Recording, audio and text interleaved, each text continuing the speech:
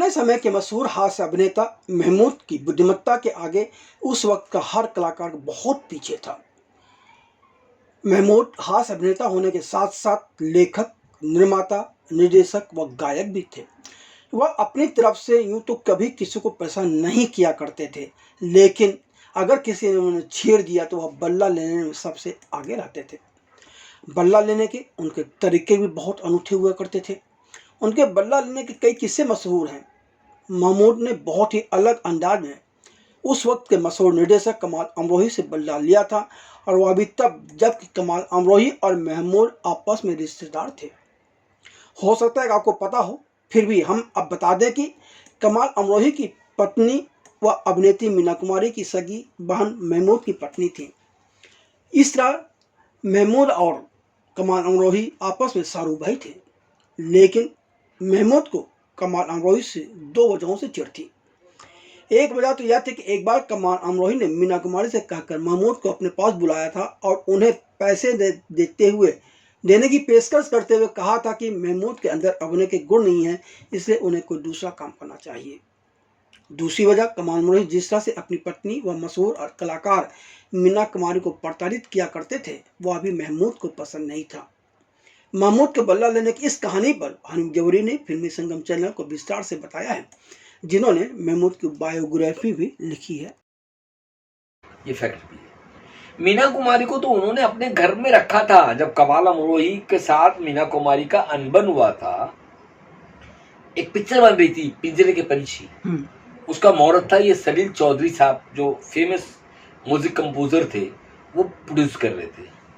तो मुहूर्त वाले दिन मीना कुमारी के रूम में गुलजार साहब जाने लगे, मेकअप रूम में। तो कमाल अमरोही के असिस्टेंट ने उनको रोका, आप अंदर नहीं जा सकते, क्योंकि कमाल साहब ने मना किया था कि कोई भी पराया आदमी मेरी वाइफ से नहीं मिलना चाहिए। उन्होंने रोका।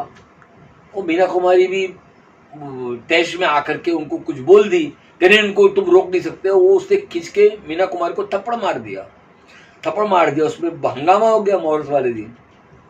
महमूद ने मीना कुमारी से कहा, जो महमूद मीना कुमारी को मीना आपा बोलते थे, आपा तुम मेरे घर चलो। और अपनी कार में महमूद ने अपना रूम जो था वो मीना कुमारी को दे दिया, और उन्होंने कमाल अमरोही को फोन किया कि तेरी बेगम मेरे पास है, आके लेके जा। और कमाल अमरोही जब उनके घर पहुंचे तो महमूद साहब ने उनको दूसरा ही कमरा बताया, बोले ये रूम में है, अंदर से लॉक है। तो और कमाल अमरोही खटखटाते रहे, वो दरवाजा खुलना ही नहीं था।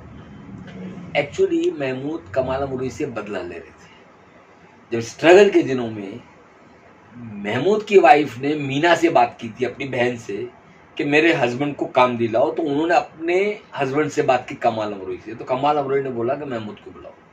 महमूद जब कमाल अमरोही के पास पहुंचे तो कमाल अमरोही ने उनसे कहा कि एक्टर बनने के लायक तुम्हारे में कुछ है ही नहीं। अच्छा, मैं तुमको कुछ पैसे देता हूं, तुम कुछ काम धंधा स्टार्ट करो।